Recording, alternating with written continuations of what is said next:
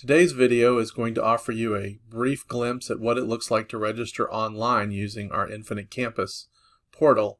If you go to our home website, www.lcsedu.net, which you see at the top here, scroll down just a little bit at the bottom right here, you'll see a link that says registration for this year. With several options, we're going to use this one for online registration.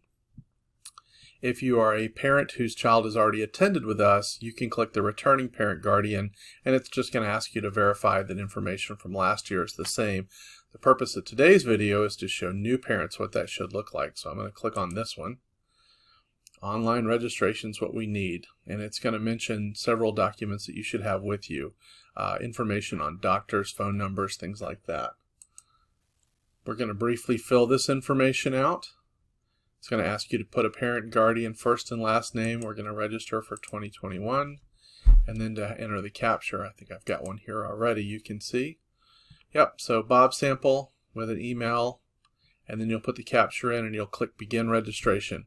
It will send you an email that will have a live link in it that you can use to follow into the registration process.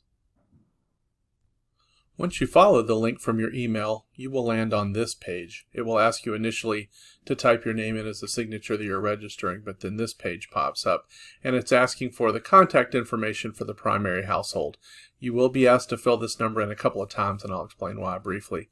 Essentially, this is how you want to be contacted as a household in terms of preferences for different issues. So if you want an emergency contact or references to attendance, you just click or unclick the box to make those selections, and then hit next to move to the next stage. On the next page, it asks for a home address. For the purposes of our example, I'm going to use the address of the building downtown.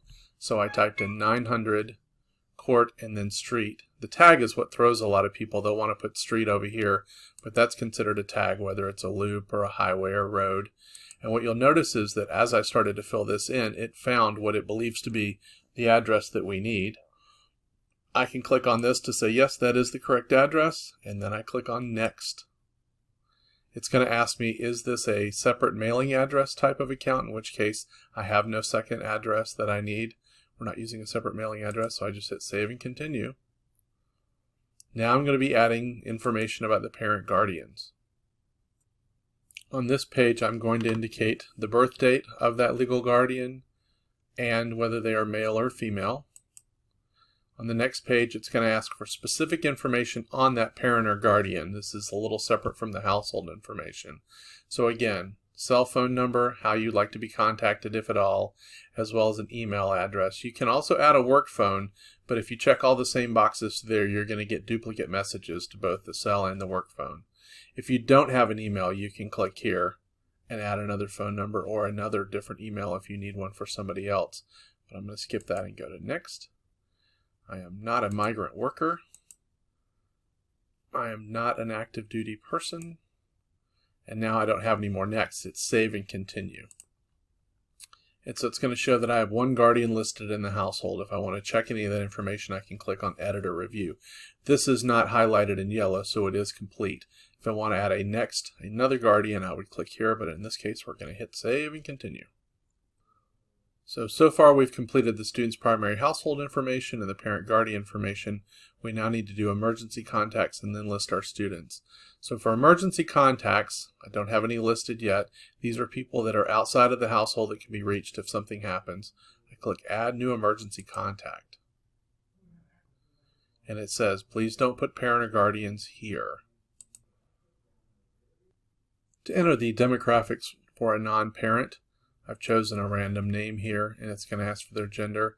It will ask for a birth date, but that's not required. It's then going to say, how do you want that emergency contact person to be reached? So I've given them 2 numbers.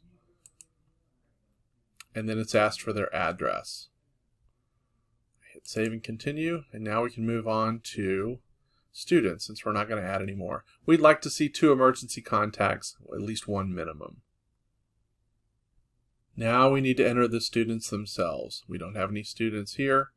I click on Add a New Student, and we have lots to fill in. So after filling in some information, I've created a fake student name. Do not need a nickname here. You can include the student's cell phone number if you like. That's not required. I did mark that Sarah here is not a foreign exchange student. She has never been found guilty or delinquent. I put in her birth date, birth city, birth country. She has attended schools before here in the U.S. and the parents are not in the military, and indicated her grade. And so now it's telling me, based on this information, it believes the student will attend Heritage High School.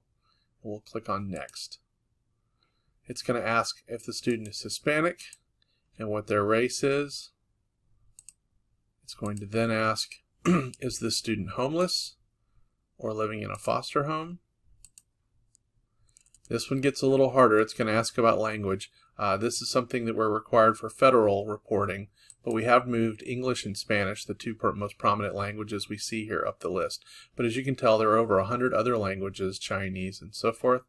I'm going to choose English for all of the, choose English for all of the above very quickly. And I'm going to mark that Sarah has not received any language support services.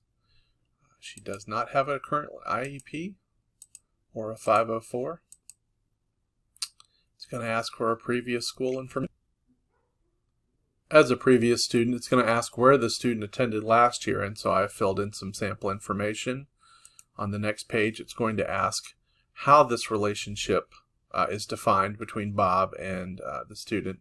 I marked Bob is the father, and he is the first in the contact sequence. You can choose this, meaning if there is anything that comes up, I wish for Bob to be chosen or contacted first. If there were multiple guardians, you would see all of those here. And then it lists for Linda as an emergency contact, and I'm going to say that she is a friend of the family and that she would be second. I have no current medical health conditions. We'll ask who the doctor is, but if you don't have that information yet, we can move on without it.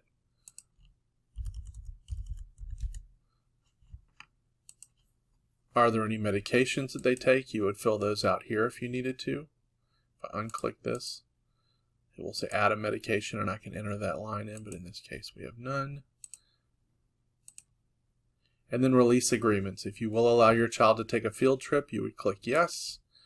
A media release here is yes, to let us use the child's photograph or voice on some of our media projects, social media, and so forth.